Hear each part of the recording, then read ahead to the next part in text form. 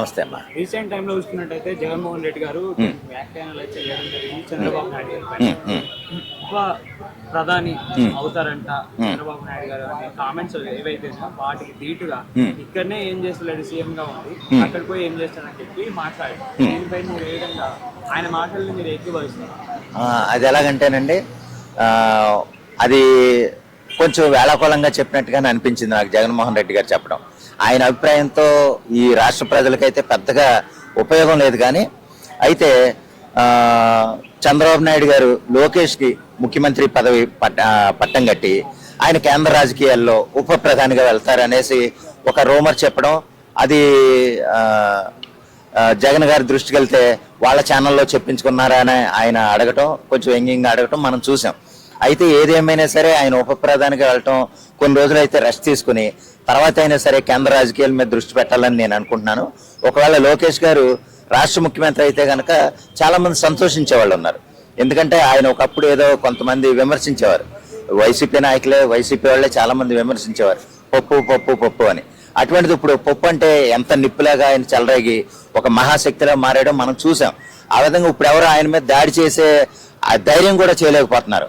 ఒకప్పుడు ఎంతెంతో వాగి ఎంతెంతో విమర్శించిన వాళ్ళు ఇప్పుడు కనీసం లోకేష్ మీద దాడి చేయడానికి కూడా ఆలోచించడానికి భయపడుతున్నారు. అంత ఇదిగా మారిన వాళ్ళు ఒకవేళ లోకేష్ గారు అంటే అది నిజంగా వైసీపీ వాళ్ళు క్రియేట్ చేసిన రూమరే అయినా కానీ అది నిజమైతే బాగుంటుందని నేను అనుకుంటున్నాను. అది ఎలాగంటేనండి, దీనికి ఒకవేళ లోకేష్ గారు ముఖ్యమంత్రి అయితే కనుక పవన్ కళ్యాణ్ గారి మద్దతు కూడా చాలా ఉంది ఈ విషయంలో. మద్దతు ఉండబట్టే, ఎందుకంటే ఆయన ఈ 5 సంవత్సరాల వరకు ఆయన సహకరించారు కాబట్టి 5 సంవత్సరాల పాటు ఆయన సహకారంగానే ఉంటారు. ఆ విధంగా ఏంటంటే తర్వాత ఏమన్నా ఒకవేళ ఇబ్బంది కలిగితే, ఏది వాళ్ళ మధ్య ఉన్న ఇబ్బందులు అంటూ ఏమన్నా వస్తే పవన్ కళ్యాణ్ గారు లేదా లోకేష్ గారు పోటీ కింద అవుతుందేమో. కానీ ప్రస్తుతానికైతే ముఖ్యమంత్రి అవటానికి, లోకేష్ గారు ముఖ్యమంత్రి అవటానికి అయితే కనుక పూర్తిగా పవన్ కళ్యాణ్ గారి మద్దతుతోనే ముఖ్యమంత్రి అవుతారు. ఆ విషయంలో అయితే సందేహం లేదండి. ఎందుకంటే వాళ్ళ మధ్య ఉన్న అనుబంధం అటువంటిది. ఎందుకంటే మనం పవన్ కళ్యాణ్ గారు చంద్రబాబు నాయుడు గారిని ఎంత గౌరవిస్తారో మనం చూస్తున్నాం.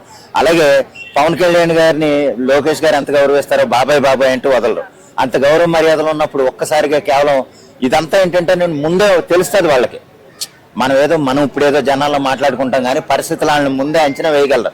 ఒకవేళ ముఖ్యమంత్రి అయితే ఏం చేయాలి, లేకపోతే ఒకవేళ కేంద్ర నాయకత్వానికి కేంద్ర రాజకీయాల్లో కనుక చంద్రబాబు నాయుడు గారు వెళ్తే ముఖ్యమంత్రిగా ఎవరు ఉండాలి, నువ్వా నేనా, అయితే మీరు మాకు సహకరించండి, తర్వాత మేము మీకు ఇది అవుతాం. లేదా ఒకవేళ తర్వాత అయినా సరే ఒకవేళ పవన్ కళ్యాణ్ గారు ముఖ్యమంత్రి అయ్యే అవకాశం లోకేష్ గారు ఇవ్వచ్చేమో ఏదో సందర్భంలో. అది ఎందుకంటే వాళ్ళ మధ్య సఖ్యతను బట్టి, వాళ్ళ పార్టీల మధ్య ఉన్న అనుబంధాన్ని బట్టి అది కొనసాగుతుందండి. ఏది ఏమైనా సరే వైసీపీ వాళ్ళు అది రూమర్ కానివ్వండి, లేదా వాళ్ళు కావాలని వాళ్ళ ఛానల్లో చెప్పించడం, రకరకాలుగా చెప్పించడం, ఆ రూమరే నిజబాబాలని అయితే నేను కోరుకుంటున్నాను. అంటే ఇప్పుడు ఈరోజు చూసుకున్నట్టయితే వైసీపీ పార్టీ 16 సంవత్సరాలు పూర్తి చేసుకుందని చెప్పి తాడేపల్లి గూడెంలో జగన్మోహన్ రెడ్డి గారు వైసీపీ పార్టీ జెండాను ఎగరవేయడం జరిగింది. దాంట్లో భాగంగానే ఆయన కొన్ని మాటలు మాట్లాడి జగన్ అన్న అని పిలిచిన వెంటనే వచ్చి ప్రభుత్వాన్ని ప్రశ్నిస్తాను, ఖచ్చితంగా మాట్లాడతాను అనే వ్యక్తి అక్కడ మాట్లాడడానికి అవుతుంది. కానీ సభకి ఎందుకు వస్తుంది, అసెంబ్లీకి ఎందుకు రావట్లేదు, ఆడికి వచ్చేందుకు గవర్నమెంట్ ని ప్రశ్నిస్తాడు అని చెప్పి ప్రజల నుండి కొంతవరకు విమర్శలు అయితే వినబడతా ఉన్నాయి. దీన్ని మీరు ఏ విధంగా ఏకీభవిస్తారు? ఇది ఎలాగంటేనండి, ఒక సపోజ్ మీకు చిన్న స్టోరీగా చెప్తున్నాను. ఒక స్కూల్లో పిల్లోడికి డౌట్ వచ్చింది. స్కూల్లో పిల్లోడికి డౌట్ వచ్చినప్పుడు స్కూల్లో అడిగితేనే సమాధానం చెప్తారు. స్కూల్లోనే మాస్టర్లు ఉంటారు. ఇంటికి వచ్చిన తర్వాత ఆయన వృత్తిపరంగా వేరు, ఆయన ఇంటికి ఫ్యామిలీ ఆ డ్యూటీ అయిపోయిన తర్వాత ఆయన బయట మనిషి. ఇప్పుడు ఏదైనా నీకు అసెంబ్లీలో డౌట్లు వచ్చినప్పుడు నువ్వు అసెంబ్లీలోనే అడగాలి. రోడ్డు మీద అడిగితే నేను రోడ్డు మీద అడుగుతాను, నాకు రోడ్డు మీద సమాధానం చెప్పండి అంటాం. పాలక వర్గాన్ని ఆ విధంగా అడగటం అయితే కరెక్ట్ కాదు. మోస్ట్లీ ఈ ఇష్యూలు అన్ని కూడా అసెంబ్లీలో అడిగితేనే అవి సాల్వ్ అయితే కదా. అవునండి. బట్ అక్కడ అడగకుండా బయట ఈ ప్రచారాలలో ప్రెస్ మీట్లలో అడగడం ఎంతవరకు కరెక్ట్ కాదండి, కరెక్ట్ కాదు. ఎందుకంటే మీరు ఇప్పుడు సపోజ్ మీరు రోడ్డు మీద వెళ్తున్నారు, రోడ్డు మీద నాకు సంతకం పెట్టండి అంటే పెడతారా? ఏ ఒక్క ఆఫీసర్ పెట్టాడు, ఆయనే పెట్టాడు. మీరు ఆఫీస్కి వచ్చి కలవండి అంటారు. ఎందుకంటారంటే దానికి ఒక క్రెడిబిలిటీ ఉంటుంది, దానికి ఒక విల్ ఉంటుంది కదా, దానికి ఒక గుడ్ విల్ ఉంటుంది. ఆ విధంగానే నువ్వు అసెంబ్లీలో తీర్మానాలు చేసేటప్పుడు అసెంబ్లీకి ఎందుకు వెళ్ళాలమ్మా? అక్కడ స్పీకర్ సమక్షంలో నువ్వేది చేసినా ఒక ఆథరైజ్డ్గా ఉంటుంది, ఒక రిటర్న్గా ఉంటుంది, ఒక కొలమానం కింద ఉంటుంది. అటువంటిప్పుడు నీ విషయాన్ని, నువ్వు చెప్పిన విషయాన్ని అక్కడ ఆథరైజ్ చేయాలంటే కనుక నువ్వు ఒక ప్రభుత్వ పరంగా చెప్పాలంటే కనుక నీకు ఒక వేదిక ఉంది, అదే అసెంబ్లీ. అసెంబ్లీలో అడిగిన దానికి నువ్వు అడిగిన దానికి విలువ ఉంటుంది, వాళ్ళు చెప్పేదానికి విలువ ఉంటుంది. అంతే తప్ప నువ్వు రోడ్డు మీద అడిగితే నేను రోడ్డు మీద అడుగుతాను, నాకు రోడ్డు మీదే చెప్పండి, నేను అసెంబ్లీకి రాను, అసెంబ్లీకి వస్తే వాళ్ళు పోడుకుంటున్నారు అని మనం ఏదో అంటే కనుక అది నీకు సమాధానం చెప్పలేదని బాధపడటం మళ్ళీ నీ అవగాహన రాహిత్యం. అంటే అసెంబ్లీలో అయితే అన్ని రికార్డ్ అవుతాయి, అన్ని లిఖించబడతాయి అని చెప్పి ఆ ఉద్దేశంతో వెళ్తాడు అని చెప్పి కొంతమంది అంటున్నారు. అంతే కదండి, అంతే కదా. మరి నేను చెప్పేది అదే, అసెంబ్లీలోనే అడగాలి. నీవు ఏ విషయాన్ని అడగాలన్నా సరే అసెంబ్లీలోనే అడగాలి. వాళ్ళ అసెంబ్లీలో చెప్పిన దానికి క్రెడిబిలిటీ ఉంటుంది. అంటే అట్లా రికార్డ్ అయితే అని చెప్పి ఆయన అక్కడికి వెళ్ళి మాట్లాడతలేదా ఓపెన్ గా? అదే అనుకోవచ్చు. అది మరి ఇంకా అసెంబ్లీ దేనికుందో ఆయనకి ఆ విషయం అర్థం తెలుసో లేదో నాకైతే తెలియట్లే. ఎందుకంటే అసెంబ్లీలోనే అన్ని వ్యవహారాలు జరుగుతాయని తెలిసి కూడా ఆ మనిషి మరి రోడ్డు మీద నేను అడుగుతాను, నాకు రోడ్డు మీదే చెప్పాలి, నేను అసెంబ్లీకి రాను అని అంటాం ఎంతవరకు ఇది పక్కన పెడితే, మొన్న ఒకటండి గతంలో ఆయన ఎన్నిసార్లు వాళ్ళ మనుషులతో కానీ ఆయన ఎన్నిసార్లు ఎద్దేవా చేశాడో మన ప్రత్యేకంగా చెప్పనవసరంలే. 23 సీట్లు వస్తే నేను 5 లాగేసుకున్నాను అనుకో, 18 సీట్లు ఉంటుంది. 18 సీట్లతో కనీసం ప్రతిపక్ష హోదా కూడా లేకుండా పోతారని ఎన్నోసార్లు ఎద్దేవా చేశాడు. ఇప్పుడు 11 సీట్లు పెట్టుకుని అదే ప్రతిపక్ష హోదాకి అడుక్కుంటున్నారంటే ఎంత సిగ్గుమాలిన తనంలో ఉన్నారో మనం ప్రత్యేకంగా చెప్పనవసరంలే. ఈరోజు ఆయన పార్టీ నాయకులు అందరూ కూడా వైసీపీ కార్యకర్తలు అక్కడికి వచ్చారు. అవును, వాళ్ళ అభిమానంతో వచ్చారా లేదంటే అమౌంట్ ఇస్తే వచ్చారా? అంతమంది వచ్చారు కదా, అలాంటప్పుడు ఆయన ఎందుకు గెలవలేకపోయింది? అది ప్రతిసారి సభ పెట్టినప్పుడు అండి జగన్ గారు ఎక్కడ పెట్టినా వచ్చేస్తారు. అది వాళ్ళకు ఒక వికృతమైన ఒక రకమైన ఫ్యాన్ బేస్ ఉంటారు. అది గ్రూపిజం. అది ఎందుకంటే ఆయనకి చర్చిల్లో కూడా ప్రసారం చేసేవాళ్ళు ఉన్నారు. కేవలం చర్చిల్లో కూడా వైఎస్ జగన్ ప్రసారం చేసేవాళ్ళు ఉన్నారు. పాస్టర్లే ప్రచారం చేస్తారు.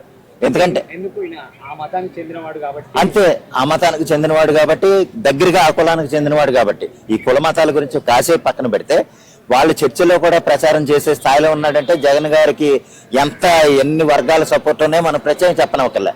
అది కాంట్రవర్సీగా ఉండండి ఏదో ఉన్నాయి, కానీ ఏంటంటే అది అతను సమర్థుడే కాదనేది ఆలోచించకపోవటం నిజంగా వాళ్ళ తెలివి తక్కువతనం కింద భావించాలి మనం. ఇప్పుడు సమర్థుడైతే కనుక ఎవరైనా ఎక్కడైనా ప్రోత్సహించవచ్చు, చెప్పొచ్చు. దానికోసం మనవడైతేనే కావాలి, మనమతస్తుడైతే కావాలన్న జాడ్యం ఉందో చూడండి, జబ్బు ఉందో చూసారా మన జనాల్లో. అది అన్నిటికంటే ప్రమాదం. అంటే లాస్ట్ టైం కూడా అట్లనే ఆయన ఓడిపోయేటప్పుడు చాలా మంది క్రిస్టియన్ పాస్టర్లు కూడా ఏమని చెప్పారంటే, మీరు ఎప్పుడైతే క్రిస్టియన్ ఉన్నప్పుడు హిందూ టెంపుల్ కి అంటే హిందూ తిరుపతి ఏదైతే సెటప్ చేసి అప్పుడు పూజలు చేశారు కదా, అలా పూజలు చేయడం వల్లే హిందువులు సపోర్ట్ చేయడం వల్ల మీరు ఓడిపోయారని చెప్పి క్రిస్టియన్స్ అన్నారు. అవునండి, అది ఎలాగంటే వాళ్ళు కావాలని చేసుకుంటారు. అలాగా ప్రాంతంలో అండి ఏదో నాగలింగేశ్వర స్వామి దేవాలయానికి ఆయన వెళ్ళి తీర్థం కూడా సరిగ్గా తీసుకోకుండా టిష్యూస్ తో తుడుచుకొని ఇదైపోయారు. అదేదో నాగర్ కర్నూలా కాదు సంథింగ్ ఎక్కడో పోనీ కడప జిల్లాలో ఒక టెంపుల్లో ఆయన ఏదో పూజలు చేసేసినట్టు ఇదవటం మనం చూసాం. కానీ పూజలు చేసిన చిత్తశుద్ధితో చేస్తేనే పని అవుతుందండి. ఏదైనా ఏ పని చేసినా సరే మనం అన్నం తినాలన్నప్పుడు శుభ్రంగా బియ్యం కడిగి మా పాత్రలు కూడా కడిగి శుభ్రమైన మంటతో వండితే మనం అందమైన అన్నం తినగలుగుతాం, మంచి అన్నం తినగలుగుతాం. అలా కాకుండా ఎలా పడితే అలాగ బియ్యాన్ని తెచ్చేసి ఆ మట్టిని ఏరకుండా లేకపోతే ఆ పాత్రలు కడకుండా వండితే ఎలాగుంటుందో సేమ్ జగన్మోహన్ రెడ్డి గారు చేసే పనులు కూడా అలాగే ఉంటాయి. ఏది చేసినా చిత్తశుద్ధి ఉండదు. అంటే సార్ ఇప్పుడు ఆయన టెంపుల్ కి వెళ్ళి ప్రసాదం తీసుకోకుండా వాళ్ళ వైఫ్ అయినా సరే తీసి సైడ్ లో టిష్యూలు తీసి పెట్టేయడం కానీ, ఈయనైనా సరే దేవతలు తీసుకోకుండా చేయడం అవమానించడం కన్నా వాళ్ళు వెళ్ళకపోతే ఇంకా మంచిది కాదు సార్ టెంపుల్ కి. అదేంటంటే ఒకటండి, ఇందులో రెండు రకాల స్కెచ్లు ఉంటాయి. ఎలాగంటే ఇలా చేసేస్తున్నాడు అయిపోయి మా హిందువుల గురించి కూడా ఇదైపోతాడు అనేసి ఎవరన్నా పెద్దవాళ్ళు హిందువుల్లో పెద్దవాళ్ళు ఎవరన్నా ఉంటే మనల్ని ఎత్తేస్తారు కదని ఆయన అభిప్రాయం. కానీ అదే హిందువుల్లో పెద్దలుగా ఉన్న స్వామీజీలు ఎంతో మంది ఏకిపాడేశారు అన్న సంగతి ఆయన తెలుసుకోలేకపోయాడు. ఎందుకంటే తీర్థం తీసుకుని కింద వదిలేయటం, టిష్యూతో తుడిచేసుకోవటం. గతంలో ఒకసారి తీర్థం ఎవరో ఇస్తే కనుక ఇలాగా ఒక బోగ్గాడు ఎవరో రాసేసుకుంటారు చూసాడు, ఆ టైప్ లో రాసేసుకుంటున్నాడు. అది కనీసం ఆ తీర్థానికి ఎంతో విలువైన తీర్థాన్ని గౌరవించాలన్న జ్ఞానం కూడా ఆయనకు లేకపోవటం ఎంత అప్రదిష్ట పాలో మనం ప్రత్యేకంగా చెప్పాకల్లా. అటువంటి వాళ్ళు హిందువులుగా ఉండటం కూడా మనం హిందువులు చేసుకున్న కర్మండి. ఆయన ఒక క్రైస్తవుడిగా ఉన్నప్పుడు శుద్ధమైన క్రైస్తవుడిగా ఉండాలి తప్ప నేనేదో పోటుగండి నేను అందరికీ చెందుతాను అని ఏదో నమ్మబలికే విధంగా మోసం చేయటం మాత్రం చాలా ప్రమాదం. చివరికి అది ఆయనకే ప్రమాదం. ఈ వీడియో కనుక మీకు నచ్చినట్లయితే లైక్ చేయండి, షేర్ చేయండి. మరిన్ని వీడియోస్ కోసం మా ఛానల్ని సబ్స్క్రైబ్ చేయండి. మీ అభిప్రాయాలు మాకు కామెంట్స్ రూపంలో చెప్పండి. మరిన్ని వీడియోస్ కోసం మా ఛానల్ని సబ్స్క్రైబ్ చేయండి.